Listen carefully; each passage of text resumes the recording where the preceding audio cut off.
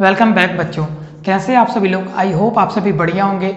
और आप लोगों ने मेरे पिछले वीडियो को जरूर देखा होगा जिसमें मैंने आपको चैप्टर नंबर 1 वास्तविक संख्याओं के बारे में बताया था। आज हमारा पार्ट 2 है चैप्टर नंबर 1 का और आज हम इस वीडियो में पढ़ने वाले हैं संख्या रेखा के बारे में। तो आज का हमारा पहला पॉइंट है संख्या रेखा। पिछले वीडियो में मैंने आपको इस चैप्टर से रिलेटेड जितने भी इम्पोर्टेंट पॉइंट्स हैं उन सभी के बारे में बताया था, जैसे कि प्राकृतिक संख्याएं क्या होती हैं, पूर्ण संख्याएं क्या होती हैं, पूर्णांक संख्याएं क्या होती हैं, भाज्य संख्याएं क्या होती हैं, अभाज्य संख्याएं, परिमेय संख्याएं, अपरिमेय संख्याएं। ये जितनी भी संख्याएं हैं इन सभी के बारे में मैंने आपको पिछले वीडियो में काफ़ी डिटेल में बताया था। तो अगर आप लोगों ने पिछले वीडियो को नहीं देखा है तो उस वीडियो को भी जरूर देख लीजिएगा। तो आज का हमारा पहला पॉइंट है संख्या रेखा।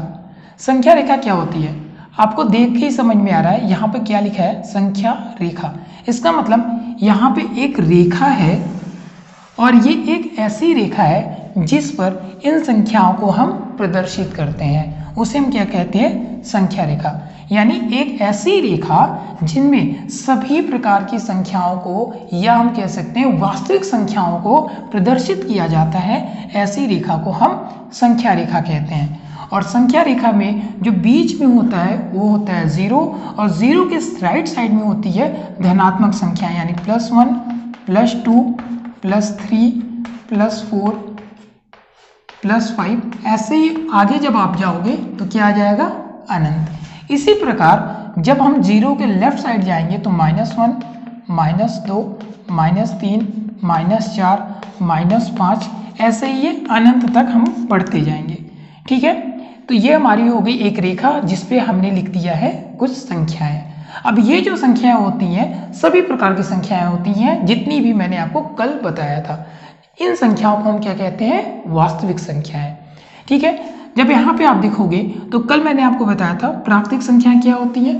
वह संख्याएं जो 1 से शुरुआत होती है जिनकी, यानी वे संख्याएं जिनकी शुरुआत 1 से होती है, स्टार्टिंग 1 से होती है, उन्हें हम प्राकृतिक संख्या कहते हैं। तो सबसे छोटी प्राकृतिक संख्या कौन है? 1। ठीक है, और इसी प्राकृतिक संख्या में अगर हम क्या कर देते हैं? 0 इंक्लूड कर देते हैं तो ये संख्या क्या बन जाती है? तब वो संख्या बन जाती है पूर्ण संख्याएं। ठीक है, यानी 1 से स्टार्ट होने वाली संख्याओं को हम प्राकृतिक संख्या कहते हैं और इसी संख्या में अगर 0 भी इंक्लूड कर दिया जाए तो हम इन संख्याओं को क्या कहते हैं? पूर्ण संख्याएं। क्या कहते हैं? पूर्ण संख्याएं। ठीक है, आई होप आपको दोनों पॉइंट समझ में आ गए होंगे। इसके बाद मैंने आपको बताया था पूर्णांक संख्या क्या होती हैं। तो बच्चों, अगर हम जितनी भी पॉजिटिव और निगेटिव संख्याएं हैं, जितनी भी पॉजिटिव निगेटिव संख्याएं हैं, अगर इन सभी को हम लोग ले लेते हैं तो इन्हें हम क्या कहते हैं? पूर्णांक संख्याएं। यानी सभी धनात्मक तथा ऋणात्मक संख्याओं को हम कहते हैं पूर्णांक संख्याएं।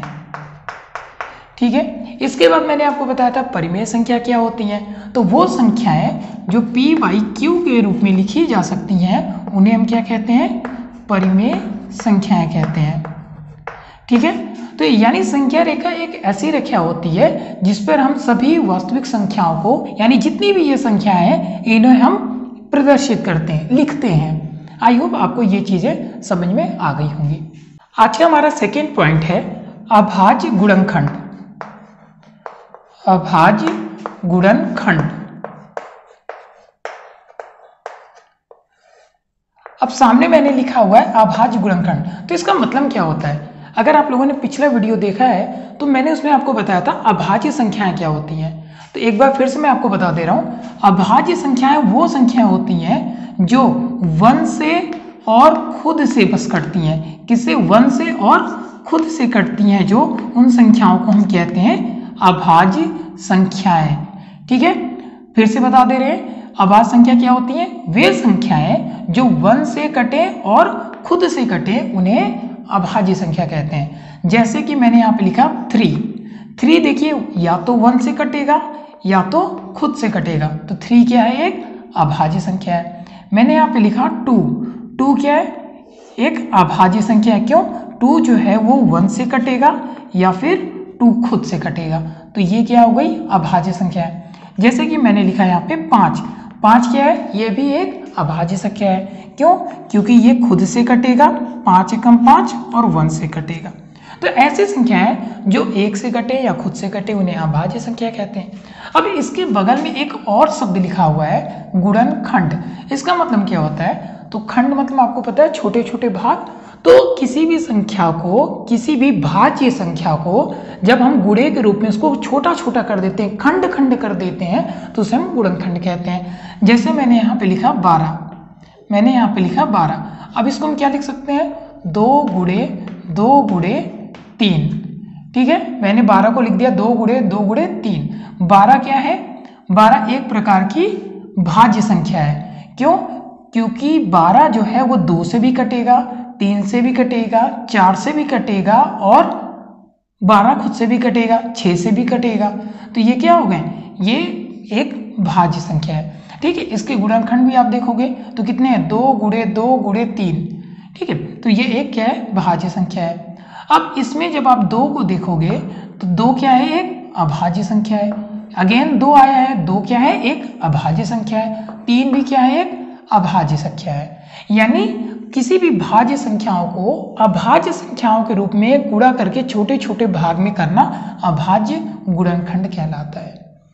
अब मैंने आपके सामने कुछ यहाँ पर क्वेश्चंस लिखे हुए हैं, कुछ संख्याएं लिखा है जिसके आपको अभाज्य गुणनखंड करने हैं। तो जो पहला नंबर है वो है 140। तो हम सबसे पहले 140 का अभाज्य गुणनखंड करेंगे। तो कैसे करेंगे? देखो, सबसे पहले हमें क्या करना है? सबसे छोटी संख्या जो होगी अभाज्य उससे भाग देना है। तो सबसे छोटी अभाज्य संख्या कौन सी होती है? 2। याद रखिएगा, सबसे छोटी अभाज्य संख्या 2 होती है। तो यहाँ पर 2 से जब हम स्टार्ट करेंगे तो 2 1 सा 2, 2 2 सा 4। तो ये जो 14 है वो कितने बार में कटेगा? 2 से 7 बार में कटेगा। तो यहाँ पे हमने 7 और 0। फिर से हम 2 से काटेंगे तो यहाँ पे क्या हो जाएगा? 2 से 7 को काटिए तो कितनी बार में? 2 तिहाई 6, 2 चौके 8, 4 बार में ज्यादा हो जा रहा है तो हम कितनी बार में ले जाएंगे? 2 तिहाई 6। और ये कितना है? 7 है। एक ज्यादा है तो हम क्या करेंगे? एक जो ज्यादा है वो हम 0 को दे देंगे। तो ये कितना हो जाएगा? 10। अब 2 पंचे 10। अब ये 2 से नहीं कटेगा तो 2 के बाद अगली जो अभाज्य संख्या है वो कौन सी है? 3। तो क्या 35 3 से कटेगा? वैसे तो ये नहीं कटेगा, आप भी देख के आसानी से बता सकते हो, लेकिन 3 से जो काटने का रूल होता है वो रूल होता है कि इन दोनों संख्याओं को, यानी जो आपके सामने संख्या है उसके अंकों को जोड़िए और यदि उनका अंक 3 से कट जाए तो हम उसे कह सकते हैं कि वह संख्या 3 से कटेगी। तो ये 5 3 8 होता है और जो 8 है वो 3 से विभाजित नहीं होता, इसीलिए ये 3 से विभाजित नहीं होगी। इसके बाद हम जो हमारा जो अगला अभाज्य संख्या है उसे हम देखेंगे। तो अगली हमारी अभाज्य संख्या है 5। तो 5 7 35 और इसके बाद 7। ठीक है, ये पहला क्वेश्चन था, इसीलिए मैंने आपको इतना डिटेल में बताया है ताकि आपको समझ में आ जाए। तो बच्चों 140 का अभाज्य गुणनखंड क्या होगा? 2 गुणे 5 गुणे 7। ठीक है, अगला हमारा नंबर है 156। तो अगेन ये संख्या 2 से विभाजित होगी क्योंकि जो लास्ट नंबर है वो 2 से कट रहा है। अगर किसी भी संख्या का लास्ट अंक 2 से विभाजित होता है तो हम कह सकते हैं कि वो पूरी संख्या 2 से कटेगी। तो 2 से हम इसे काटेंगे, 2 सत्ते 14, ये कितना है? 15 है। तो 1 इसको दे देगा तो ये कितना हो जाएगा? 16। अब 2 से 16 को काटेंगे तो 8 बार में कटेगा, 2 8 16। अगेन 2 से, तो 2 से 7 कटेगा 3 बार में, 2 तिहाई 6, 1 ये ज्यादा है इसको देगा तो 18 होगा, तो 2 9 18। अब ये देखिए 3 से कटेगा, क्यों? क्योंकि 9 और 3 12 और जो 12 होता है वो 3 के पहाड़े में आता है, तो इसका मतलब ये कटेगा 3 से। तो 3 1 जा 3 एंड 3 3 जा 9 एंड लास्ट में 13 1। तो 156 का जो एलसीएम होगा, यानी सॉरी जो अभाज्य गुणनखंड होगा वो क्या होगा? 2 गुणे 3 गुणे 13। ठीक है, इन दोनों संख्याओं को मैंने अभाज्य गुणनखंड कर दिया है। अब इसके बाद जो अगला नंबर है वो हमारा है 3825। अब सबसे पहले हम देखेंगे 2 से कटेगा या नहीं। तो बच्चों ये 2 से नहीं विभाजित होगा, क्यों? क्योंकि लास्ट अंक देखो क्या है? 5 है और 5 2 से कटता है नहीं है, तो ये 2 से नहीं कटेगा। अब हम 3 से चेक करेंगे कि क्या ये संख्या 3 से कटेगी। तो हमने अभी क्या बताया, ये जो संख्या है ना आपके पास, इन सबको जोड़ दो। तो 8 3 11, 11 और 2 13, 13 और 5 18। तो जब हमने इसको जोड़ा तो कितना आया 18, और जो 18 है वो 3 से कटता है, 6 के 18, यानी 3 से 18 कटेगा, इसीलिए ये सारी संख्याएं भी कटेंगी। ठीक है, मैंने क्या बोला कि कोई संख्या जो दी रहती है उसके सभी अंक को जोड़ दो, जैसे 3 + 8 + 2 + 5, तो ये कितना होगा 18 होगा। और 18 जो है वो 3 से कटता है 6 बार में, इसका मतलब ये पूरी संख्या 3 से कटेगी। तो 3 से हम लोग काटते हैं, 3 × 1 = 3, इसके बाद 3 × 2 = 6, और ये क्या है 8 है, तो 3 × 2 = 6, 2 बार में 6 होता है, लेकिन यहाँ पे 8 है, तो 2 ज़्यादा है ना, तो इसको दे देगा, तो ये कितना हो जाएगा 22 हो जाएगा। तो 3 × 7 = 21, और ये कितना है 22। ठीक है, तो 21 से 22 कितना ज़्यादा है, 1 ज़्यादा है, तो अब 1 जो है वो इसको दे देगा, तो ये 5 है, तो क्या हो जाएगा 15, तो 3 × 5 = 15।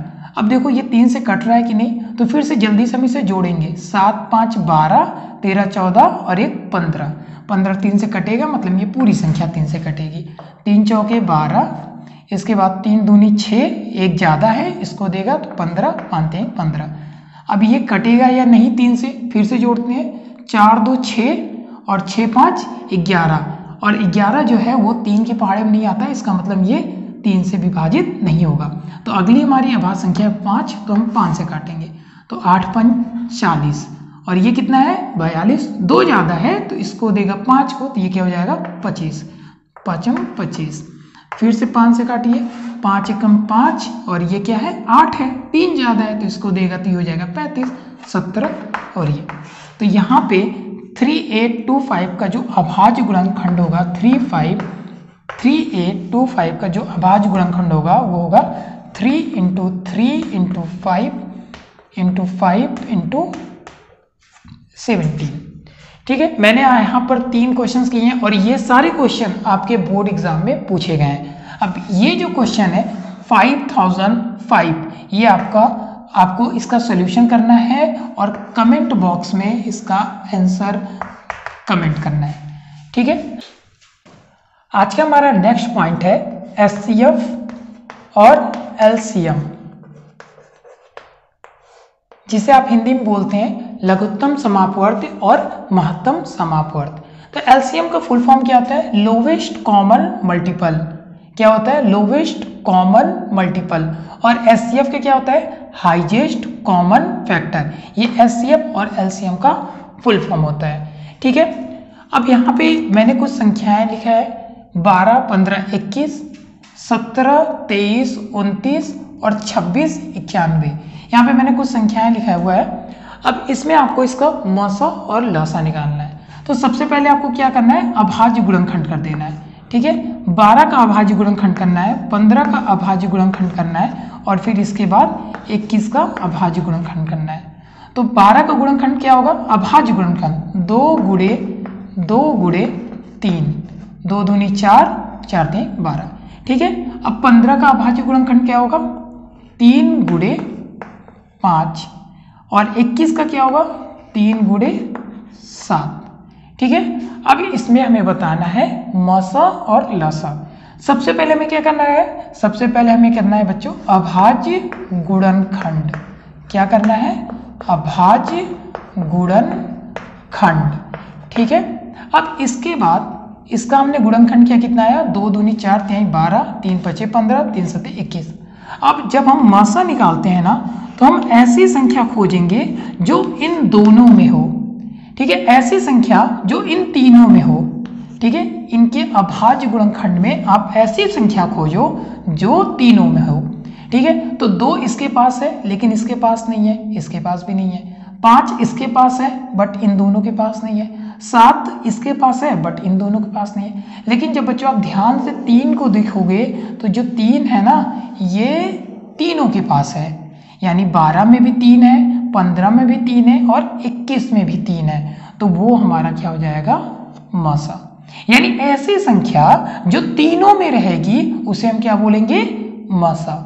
और अगला जो पॉइंट है हमारा लसा, तो लसा क्या होता है, देखो लसा में क्या करेंगे, जो चीजें मिल रही हैं, जो संख्याएं तीनों में मिलेंगी उसको हम एक बार लिखेंगे, ठीक है। जैसे कि ये 3 था, 3 12 में भी था, 15 में भी था, 21 में भी था, तो हम क्या करेंगे, इसको एक बार लिखेंगे। और इसके बाद जो 2 है, देखो यहाँ पे ये कितनी बार है, 2 बार, तो हम ये 2 लिख देंगे, इसके बाद 5 लिख देंगे और इसके बाद 7 लिख देंगे। तो कितना हो जाएगा, 3 दूनी 6, 6 दूनी 12, 12 पंचे 60 और 60 में जब 7 का गुणा करोगे तो आएगा 420, ठीक है। याद रखिएगा जब मसा निकालेंगे तो हम क्या करेंगे, जब मसा निकालते हैं तो जो चीजें तीनों में रहेगी, जो नंबर तीनों में रहेगा उसी को हम मसा कहते हैं। और जब लसा निकालेंगे तो जो तीनों में रहेगा ना उसको बस एक बार लिखेंगे। ऐसा नहीं कि ये 3 बार है तो तीनों बार लिख दिया, जो तीनों में होगा उसको एक बार लिखेंगे और बाकी जितने भी अंक बचेंगे उन सबको हम जितनी बार रहेगा उतनी बार लिख देंगे, ठीक है। जैसे देखो 3 इसमें था, इसमें था, इसमें था, इसीलिए एक बार लिखा, ठीक है। जो 2 था यहाँ पर वो किसी में नहीं था, 5 किसी में नहीं है, 7 किसी में नहीं है, तो हमने उन सभी को लिख दिया। यानी जो सभी में होगा उसको एक बार लिखना है और जो नहीं होगा सब में उसे हम जितनी बार लिखा रहेगा उतना बार लिख देंगे और गुणा कर देंगे, ठीक है। इसका जो अगला क्वेश्चन है वो है 17, 23, 29।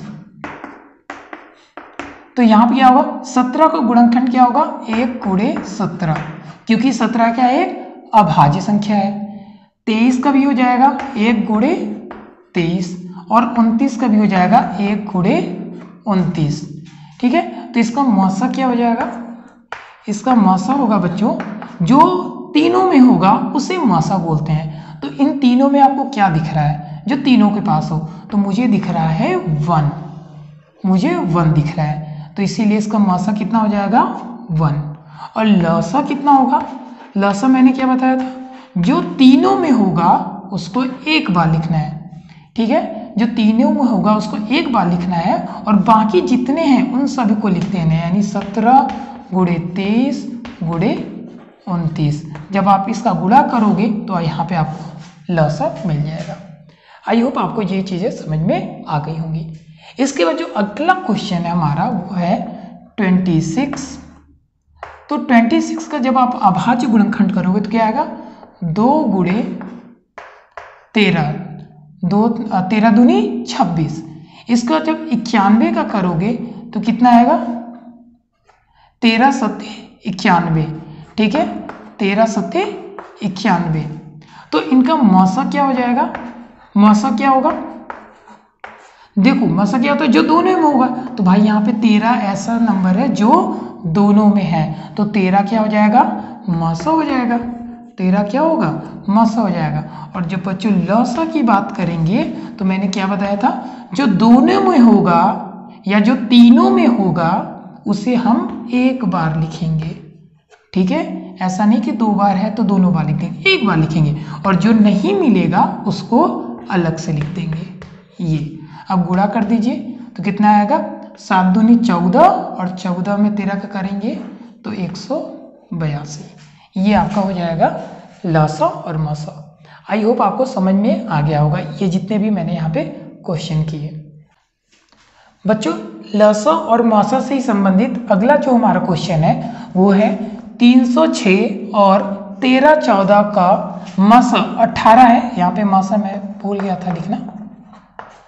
306 तथा 13 14 यानी 1314 का मौसा 18 है, तो लसा ज्ञात कीजिए यानी एलसीएम ज्ञात कीजिए, ठीक है। फिर से क्वेश्चन रिपीट कर देते हैं, 306 और 13 14 1314 का मौसा 18 है यानी एचसीएफ 18 है, तो उसका एलसीएम ज्ञात कीजिए, ठीक है।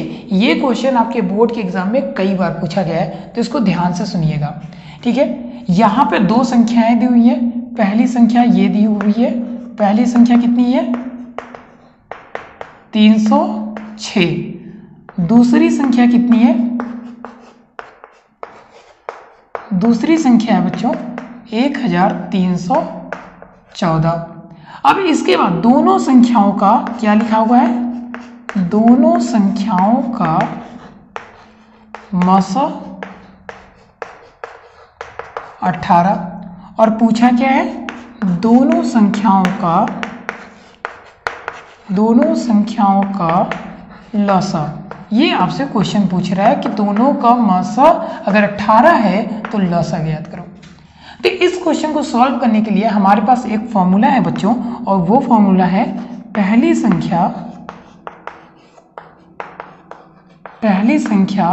गुणे दूसरी संख्या, पहली संख्या गुणे दूसरी संख्या बराबर मसा गुणे लसा। ये फॉर्मूला होता है, इसे याद रखिएगा। फॉर्मूला क्या है, पहली संख्या गुणे दूसरी संख्या बराबर मसा गुणे लसा। इस फॉर्मूले को याद रखिएगा, ये आपको एग्जाम में जरूर देखने को मिलेगा। अब इसे हम लोग क्या करेंगे बच्चों, पहली संख्या कितनी है 306, तो यहाँ लिख दो 306। दूसरी संख्या कितनी है 1314, ठीक है। मौसा कितना है यहाँ पे आपको दिया हुआ है 18, तो ये 18 हो गया। लसा नहीं दिया हुआ है तो लसा आप ऐसे लिख के छोड़ दो, ठीक है। अब इसके बाद इन दोनों के बीच में क्या है, गुणे का निशान है। तो जब गुणे को पक्षांतर करते हैं बच्चों तो वो क्या बन जाता है, भाग, ठीक है। जब गुणे को पक्षांतर करेंगे तो क्या बन जाएगा, भाग बन जाता है, तो ये इधर नीचे आ जाएगा लसा। अब इसके बाद 18 से 306 को काटिए। 18 से जब 306 को काटोगे तो बच्चों जाएगा ये 17 बार में, ठीक है। 18 से 306 में भाग दोगे तो कितनी बार में जाएगा, 17 बार में। तो यहाँ पे क्या हो जाएगा 17 गुणे 1314 बराबर लसा। और जब आप इसका गुणा करोगे तो कितना आ जाएगा, लसा बराबर बच्चों, जब आप गुणा करोगे तो इसे आप गुणा करोगे तो आएगा 22334, ठीक है। ये गुणा करने पे आएगा। तो इस तरीके से आप ऐसे क्वेश्चन को सॉल्व कर सकते हैं जिसमें दो संख्याएं दी रहती हैं और मसा या लसा में से एक दे देगा, आपको एलसीएम और एचसीएफ में से एक वैल्यू दे देगा और दूसरी पूछेगा, जैसे कि मैंने यहाँ पे आपको बताया। अब मैं आपको एक क्वेश्चन दे रहा हूँ और इस क्वेश्चन को आप सॉल्व करोगे और इसका जो आंसर होगा आप कमेंट बॉक्स में कमेंट करके बताओगे।